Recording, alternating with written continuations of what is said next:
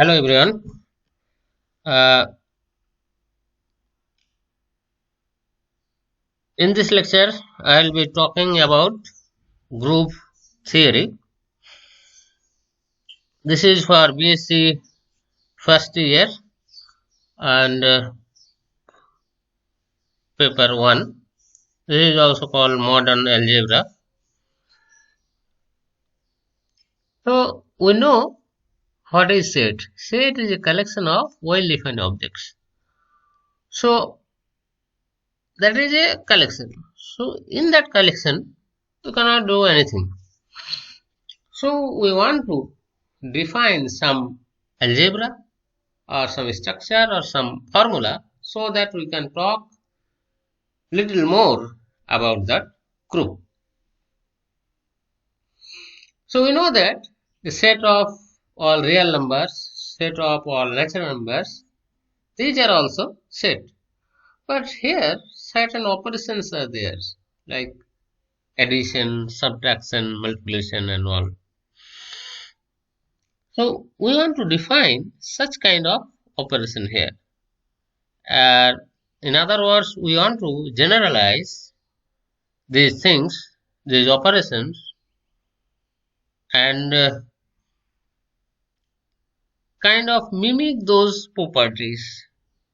So can we define if we are given a non-empty set, can we define some operation so that we can talk about some things? So that's why we have defined a group. So what is a group? A group is obviously a non-empty set in which a binary composition, this notation is again called composition only. This is O kind of thing. If G is closed under this operation, that is A compose B belongs to G for all A comma B belongs to G. Actually, this binary composition, what is this binary composition? This binary composition is a mapping from G cross G to G. That is, it takes two elements of G and map to a single element of G. Like in real number, if we take 1, 1, 2 and we take addition, that is, we take 1 plus 2, it goes to 3. So that's the thing here it is doing, the composition. The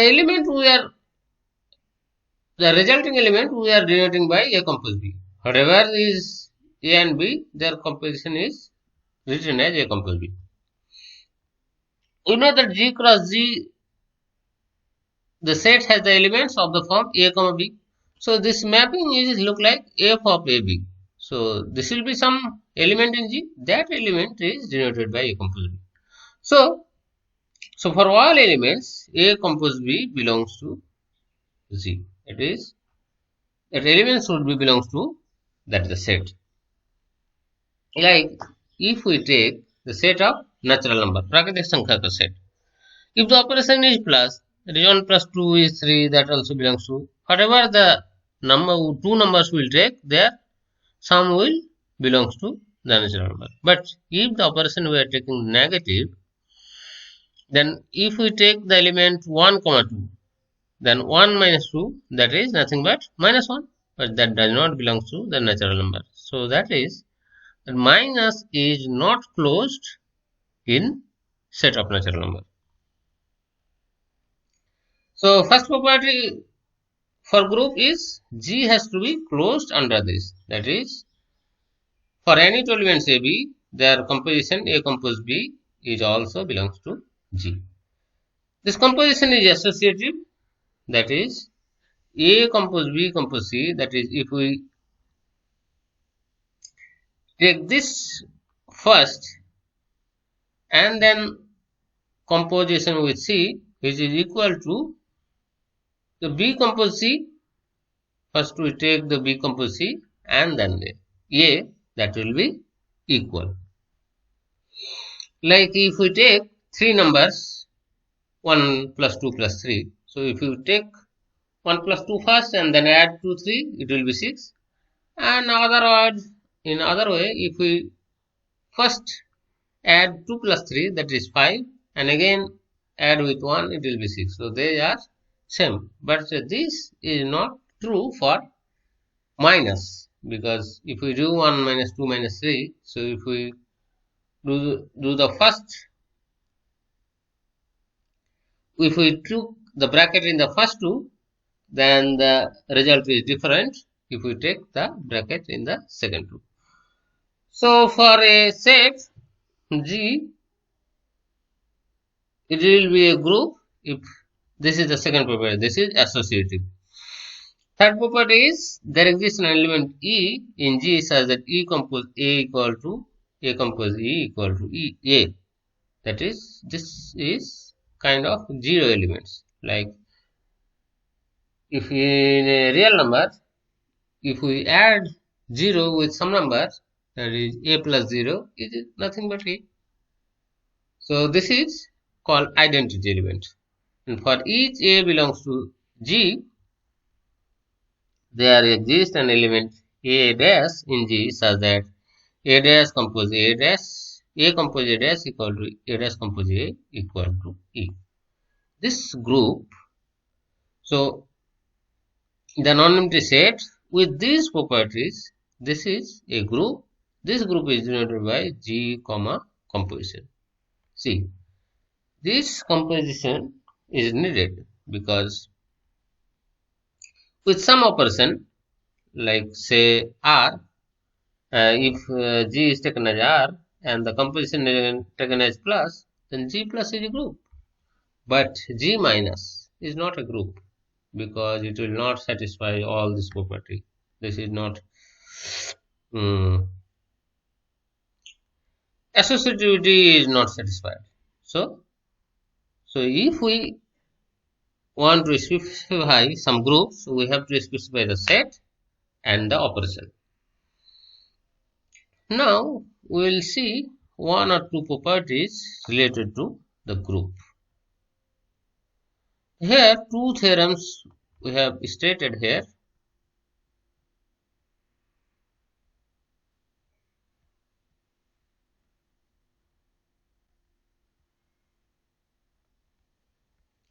Theorem 1, in a group G composition, it contains only one identity element, and in a group each element has only one inverse. Since it is only one inverse, so we can denote the inverse of A is A inverse. So this is the proof. So you can skip the proof. This is not that much important. So I'll see one. So first let E and F be two identity elements. Since these are identity, so it will satisfy this E compose A equal to A compose E equal to A, and F compose A equal to A compose F equal to also A. Now if we put instead of, because F is also, E and F, these are also element of G. So instead of A, if we put F, so what will be this one? E compose F equal to F. And here if we put E instead of A, this will be E compose F equal to also E. So see, in the right hand side, both of them are E compose F. And in the left hand side, E compose F. In the right hand side, it is E and F. So they has to be equal. So we have assumed two different identity elements, but we have proved that those are actually equal. So there is only one identity element. Similarly, you can prove there is only one inverse element. So suppose that there are two inverse elements, A dash and A double dash. Since these are inverse, so this property will satisfy A compose A dash equal to A dash compose A equal to E. In the property 4 we have mentioned it. A compose A double dash equal to A double dash compose A equal to E. So now we will calculate this one. A dash compose A compose A double dash. This is equal to this because of associativity property. So A dash compose A dash. So this is nothing but E. from the second one, and this is also E from the first one. So A dash compose E equal to E dash compose A double dash, or this is nothing but A dash, this is A dash. So we have proved A dash equal to A double dash. That is, we have assumed two different inverse elements, but we prove that these are same. So inverse is unique. Now we will prove two theorems which are very important. First one is called cancellation law. If A compose B equal to A compose C implies B equal to C. See, here both the expression in the left hand side A is there. So if we cancel this, C it will be B compose. This is called left cancellation law. Similarly, if A compose C equal to B compose C, C get cancelled. It is A equal to B. This is called right cancellation law. So in a group, this theorem can be stated as, in a group, left and right cancellation law holds. So how do we prove? Since A is a group and A belongs to G, so it has inverse, that is denoted by inverse, exists, and this is belongs to G. So we have given that A compose B equal to A compose C. So we can take A inverse in the both sides. So A inverse compose A compose B equal to A inverse compose A compose C. So since G is a group, so associativity property holds. So we shifted the bracket here. This equal to this. So this is nothing but E by the property of A inverse, and this is also E. So E compose B is nothing but B. E compose C is C. So B equal to C. Similarly, you can prove that A compose C equal to B compose. If A compose C equal to B compose C implies A equal to B. In that case, we can take C inverse from the right hand side. See, we have to cancel out the C, so we have to take it from right hand side. So we take C inverse in the right hand side, and then again by using the associativity property, we shifted the bracket, and in the bracket C compose C inverse, that is nothing but E. So A compose E equal to B compose E, that is A equal to B. Another important theorem is,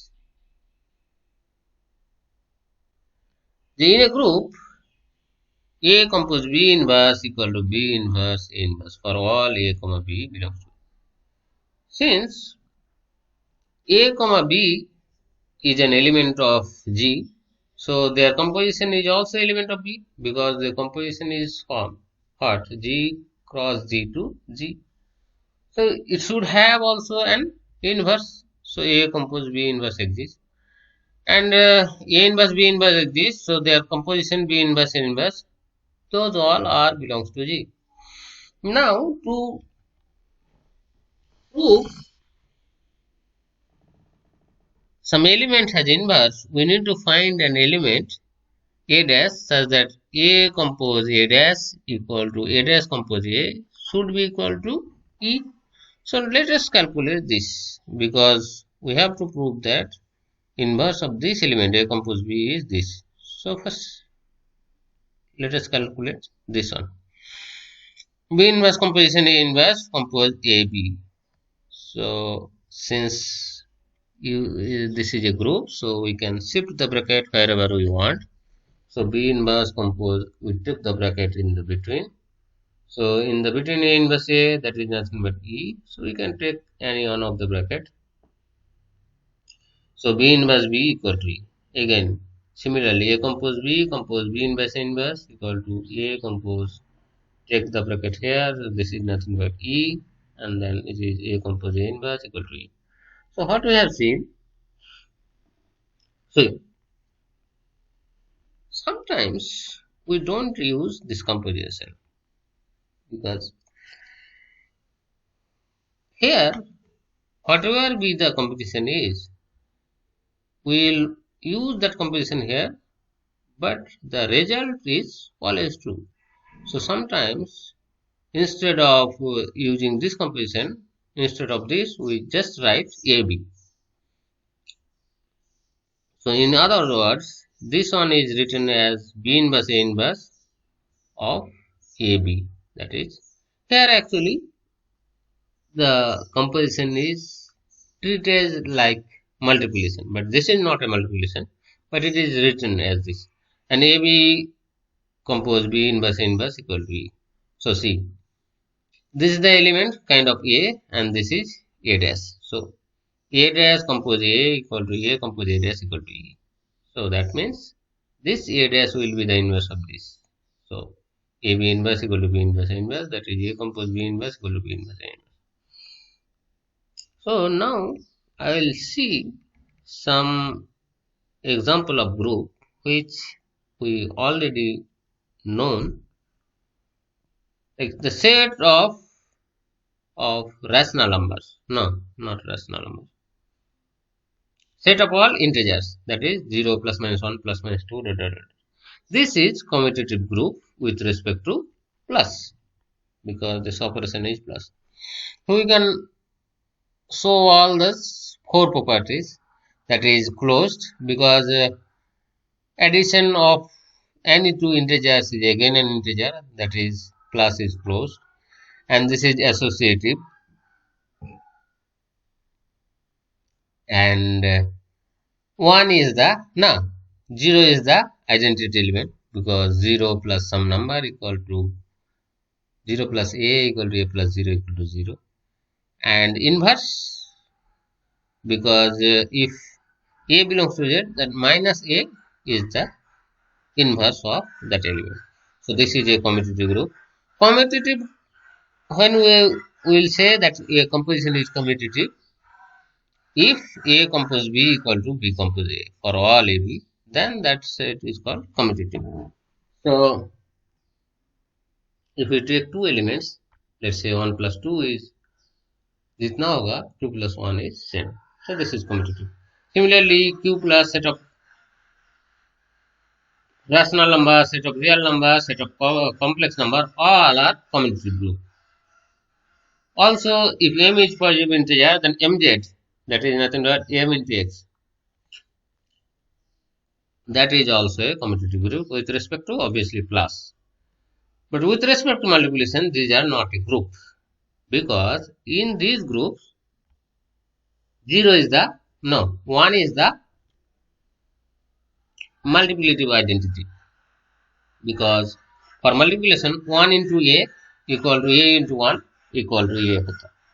But the 0 has no inverse, because if we multiply any number, we multiply with 0 is give 0, but that will never come to 1. So 0 has no multiplicative inverse. So these are not good. But if we remove 0 from this group, set of rational number, real number or complex number, that will become a group, because the only problem was inverse of 0. But if we remove the 0, every other element has inverse, so all the properties of group holds. So these will be group. But this, if we remove 0 from set of integers, it will not become a group, because if say 2 belongs to z, so its inverse has to be 1 by 2, then only 2 into 1 by 2 is 1, the multiplicative inverse, but 1 by 2 doesn't belong to z. So z star comma dot is not a group. So let M to R be the set of all 2 cross 2 matrices whose elements are odd real numbers. This is a set. The corresponding group, I will do it in the next lecture. Thank you.